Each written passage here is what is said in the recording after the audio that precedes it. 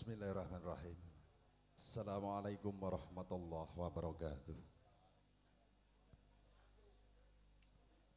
Sawetawis Riyad Mojo temanten sarimbit noninggih Diah Ayu Sri Handayani Miwah Bagus Sudadi ingkang micil saking Padukuhan Pulon Malangan Tulung. Kawus tinggal sampun satoto samekta ing gati kepareng sedya lumebet wonten ing pandhapi bale pinangun kanthi binoyong dening Rama tuwin ibu.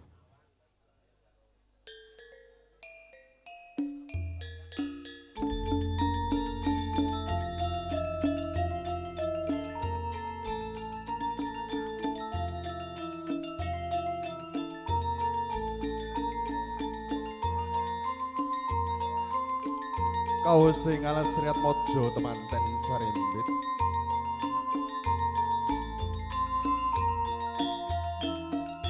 tinuntun dening Rama kakanthi dening ibu binoyong kakempit lumampah tumuju wonten ing madyaning Sasana Wiwaha.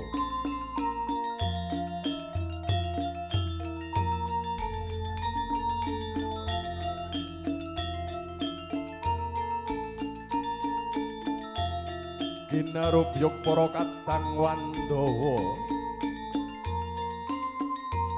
ingkang samya hangiring tindak ira sangat mojo temanten sarimbit binoyong tumuju wonten ing sasana ingkang sampun pinanci.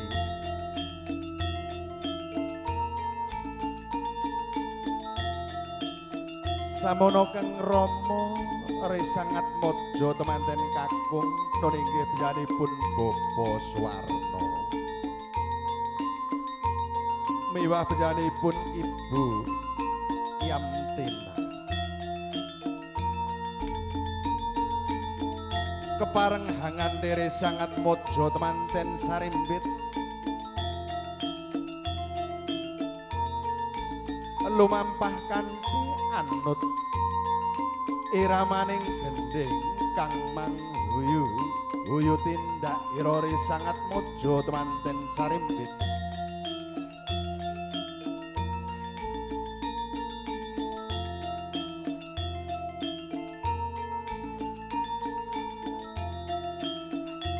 Saksono samonore sangat mojo temanten sarimbit ingkang kakanthi dening Rama. Kawos tingal wos prapteng ungguan kang tinuju wonten ing sasana ingkang sampun pinanci.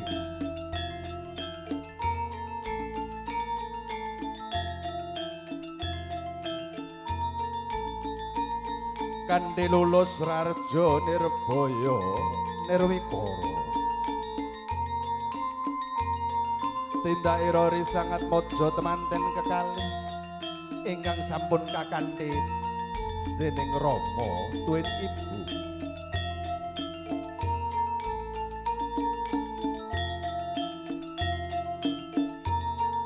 Sagung para tamu kakung sumawana putri ingkang satuhu winantu ing pakurmatan.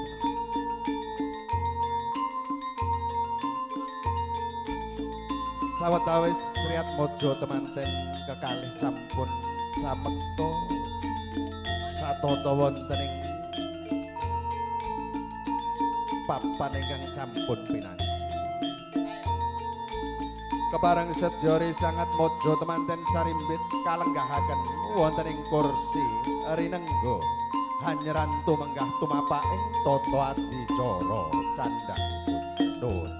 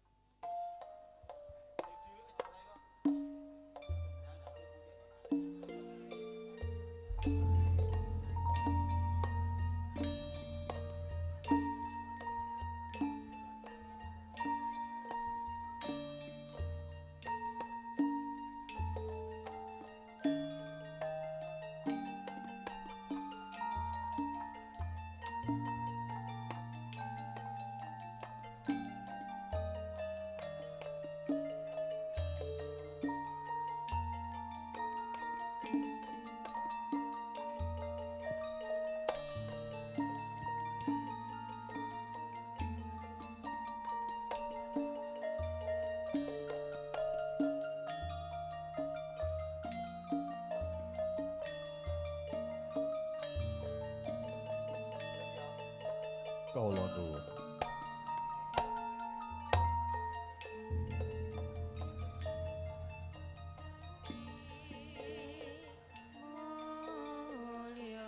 Bismillahirrahmanirrahim. Assalamualaikum warahmatullahi wabarakatuh. Alhamdulillahirabbil alamin. Wa bihi nasta'inu ala umuri dunya waddin. Asyhadu an la ilaha illallah wa asyhadu anna Muhammadar Rasulullah. Allahumma sholli ala sayyidina Muhammad wa ala alihi sayyidina Muhammad. Amma ba'd. Janipun para bebunden sepuh, pini sepuh miwah haji sepuh ingkang satuhu sampun paring pamawas miwah lebda ing pitutur. Ingkang satuhu pantes katuraning pakurmatan. Jono sujaning budi. Para pangemban pangbating praja satriyaning nagari ingkang pantes tinulat. Para pepoyaning kawula dasih. Ingkang rinten datan dalu tansah sumanding kitab suci wahyu ilahi.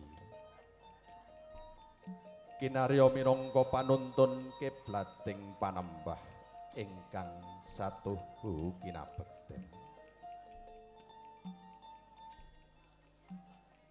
Sagung para tamu kakung miwah pawestri ingkang dahat kalingga murdaning akrami.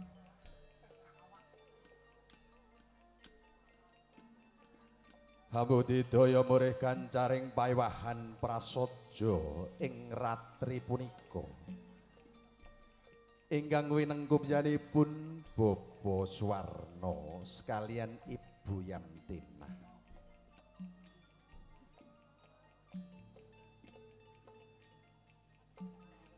Kandhili nambah mardapa awit saking keparengipun ingkang hamengku gatina inggih yanipun Bapa Suwarna sekalian Ibu.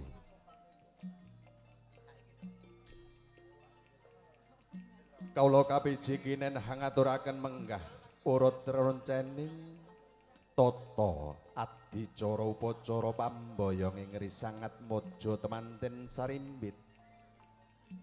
Nun inggih bagus sudadi atmojo kakung janipun Bapa Suwarna sekalian Ibu Yamtina. Ingkang sampun kepareng Hanjatu Kromo kalian Dyah Ayu Roro Sri Handayani. Atmojo putri saking janipun Bapa Kuat Yitno Suwarna ingkang mijil saking Dukuh Pulon Desa Malangan, Kecamatan Tulung Dawah, wewengkon Kabupaten Klaten. Sagung para tamu kakung sumawana putri ingkang satuhu pantes sinugata ing pakurmatan. Karana punika murih rahayuning sedya kangge hamurwani gatining karya lekasing sedya upacara pambayang iri sangat mojo temanten kekalih ingkang winengkup yanipun Bapa Suwarna sekalian Ibu wonten ing ratri punika. Semoga nuwun panjenengan sami kawula dherekaken tansah manengku puja ngaturaken raos suka syukur wonten ngarsanipun Gusti ingkang murpeng dumadi. Ingkang sampun kepareng-paring rahmat sonikmat gumelaring alama gesang wonten ing madyaning bebrayan agung. Katiti wonten ing Rikalenggan punika. Kula panjenengan sami tasih pinarengaken kempal manunggal. wonten ing saklebeting panos kalian ibu wonten ing ratri punika sampun rinantam sori nacik dening para keluarga non inggih lumaksitaning tata adicara ingkang angka setunggal non inggih purwakaning adicara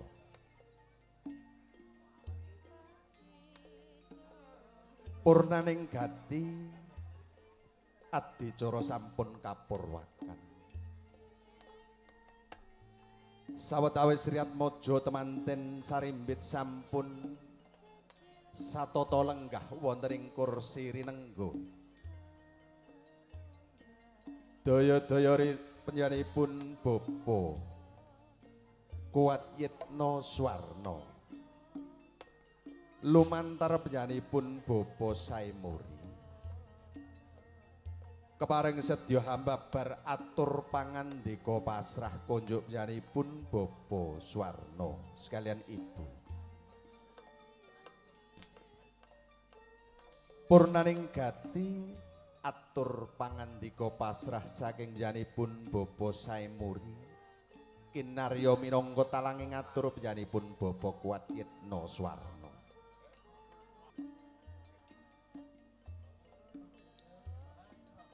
paripurna serah panampining Riyat Mojo temanten sarimbit tumuli mangga katur dhateng panjenenganipun para tamu kakung miwah putri ingkang kepareng sampun kasdurawuh wonten ing kalenggan punika sangyaning para tamu kakung sumawana putri ingkang pantes sinugata ing pakurmatan wonten ing samangkih kinarya minangka pratandha paripurnaning pawiwahan prasaja wonten ing ratri punika. Ing mbok bilih ing samangkih hari sangat mojo temanten kekalih miwah ingkang hamengku ingkang hamengku gati saha kadang besan sampun kepareng jumeneng tumuju wonten ing sak ngajenging kori pandhapi pawiwahan sayekti pratandha upacara pambayong ing risangat mojo temanten sarimbit ingkang winengga panjenenganipun Bapa Swarno sekalian ibu wonten ing ratri punika ndungkap paripurna panjenenganipun para pinisepuh para tamu kakung miwah pawistri ingkang satuhu kinabekten mekaten menggah urut roncening tata adicara upacara pambayong ing risangat mojo temanten sarimbit ingkang winengga panjenenganipun Bapa Swarno sekalian ibu wonten ing ratri punika kanthi menika kunjuk dhateng panjenenganipun para tamu sekalian mugi sekeca anggenipun pinarak lenggah hanyerantu menggah tumapak ing tata adicara nuwun.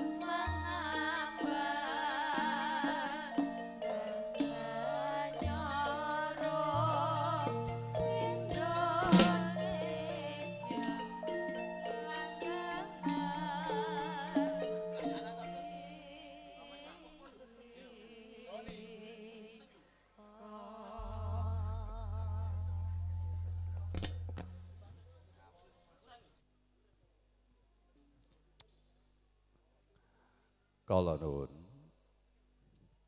sangya para tamu kakung miwah pawestri ingkang satuhu pantes kinurmatan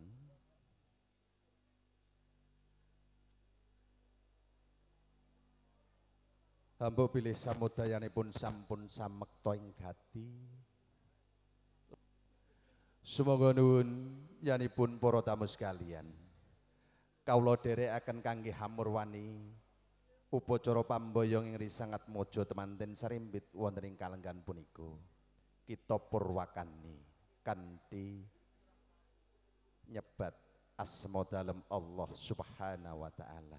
Aning tata adicara upacara pambayong ing sangat mojo temanten kekalih ingkang winengku pyanipun Bapa Swarna sekalian Ibu.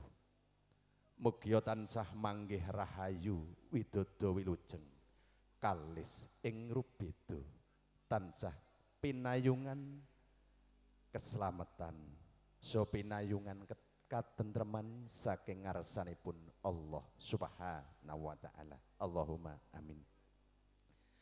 Sangya para tamu kakung sumawana putri ingkang satuhu pantes sinuga ing pakurmatan. Ndungkap tumapak ing tata adicara ingkang angka kalih nun inggih pun Bapa Kuat Yitno Suwarno. Karana punika murih pratiti sing wanci kunjuk dhateng pun Bapa Saemuri.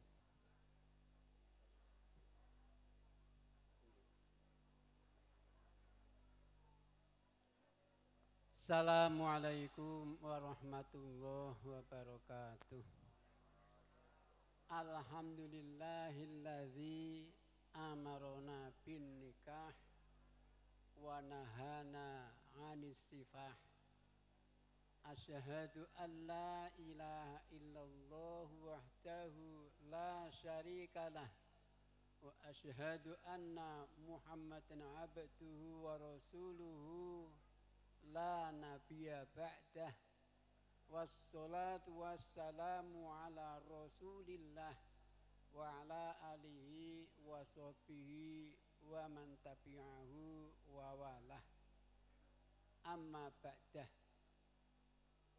Penyanipun Bapa Suwarno Wardoyo sekalian garwa ingkang dahat sinudarsana, para pinisepuh, para pepunden ingkang tuhu kinabekten, sagunging para tamu kakung saha putri ingkang tansah kula hormati.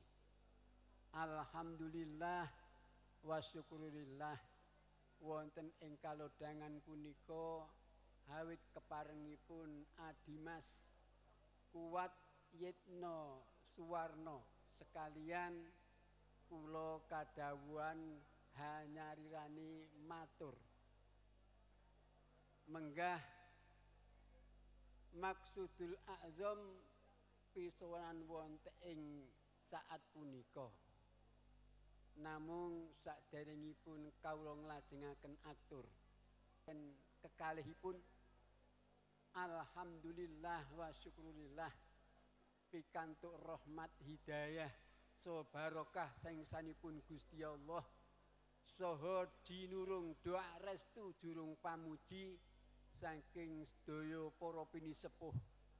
Alhamdulillah kula sarombongan pinaringan wilujeng boten wonten alangan menapa saged sowan dumateng panjenenganipun Bapa Suwarno sekalian Ibu sumrambah keluarga, sumrambahipun malih saged pepanggihan dumateng para pinisepuh lan para tamu kakung saha putri kanthi wilujeng boten wonten alangan setunggal punapa. Ingkang salajengipun kawula minangka wakil saking Adimas Kuat Yitno Suwarno sekalian garwa ingkang tumandhak saking rahmatullah wa barakatuh. Ingkang salajengipun kula atas nami saking nyanipun Adimas Kuat Yitno Suwarno sekeluarga muji syukur alhamdulillah dumateng Allah Rabbil Alamin. Dene wonten ing kalodhangan punika pinaringan nikmat rahmah barokah saha kegiatan lahir batin sehingga saged nindakaken darmana sebagian darmaning sepuh So saged ngeleksanani sedaya pamundhut saking pun Bapak Suwarno sekalian garwa. Alhamdulillah kala wau enjing sampun saged ngleksanakaken akdu nikahaken dumateng putra estrinipun ingkang nami genduk Sri Handayani ingkang sampun kajatu kalian Bagus Sudadi. Sampun kaleksanan kanthi wilujeng boten wonten alam napa. Kalajengaken kala wau siang alhamdulillah saged miwaha dumateng putra Sarimbit langkung-langkung wonten ing saat punika ugi alhamdulillah wa syukurillah kanthi pitulunganipun Gusti Allah jinurung doa restu pamuji saking para pinisepuh para pepundhen sedaya alhamdulillah ing kaludangan punika panjenenganipun saged sowan hanganti putra temanten Sarimbit saha jinurung sinengkuyung sedaya keluarga kanthi wilujeng boten wonten alangan sedaya. Awit saking punika kula aturaken dumateng panjenenganipun Bapak Suwarno sekalian garwa anggenipun ngersakaken wonten ing saat punika kahaturaken dumateng panjenenganipun pramila kanthi nyebut asmanipun Gusti Allah. Bismillahirrahmanirrahim. Temanten Sarimbit kahaturaken dumateng panjenenganipun Bapak Suwarno sekalian garwa kanthi sak wetahipun. Namung mugi handadosaken pamirsa bilih manten Sarimbit terutami manten putri kawula semanggaaken anggenipun paring tambahan pendidikan pengarahan saha piwulang anggenipun gesang bebrayan mangkih mugi saestu pikantuk barokahipun Gusti Allah pinarang kekuatan lahir batin saged membentuk keluarga ingkang sakinah mawaddah warahmah. Allahumma amin ya rabbal alamin. Ingkang salajengipun ugi kawula aturaken dumateng panjenenganipun Bapak Suwarno sekalian Ibu bilih sowan kula sarombongan saestu ndadosaken repot panjenengan sebab ingkang nderekaken Adimas Kuat Yitno Suwarno menapa dene nderekaken temanten Sarimbit menika meh setunggal dusun menika nderek sedaya. Adimas Kuat Yitno Suwarno sekeluarga menapa dene keluarga saking Bapak Suwarno mugi anggenipun pasederekan saestu pasederekan ingkang tansah mbekta barokah mbekta manfaat maslahah fid wa dunya wal akhirah. Allahumma amin. Ingkang minangka punutuping atur kawula mbok bilih mangke sampun sak tekap pepanggihan wonten ing dalu punika kula sarombongan nyuwun pamit badhe ngrumiyini wangsul dhateng dukuh kulon mboten sanes doa restu durung pamuji panjenengan kasuwun mugi-mugi kula sarombongan saha keluarga sak pengker kula sedaya dipun paringi wilujeng boten wonten alang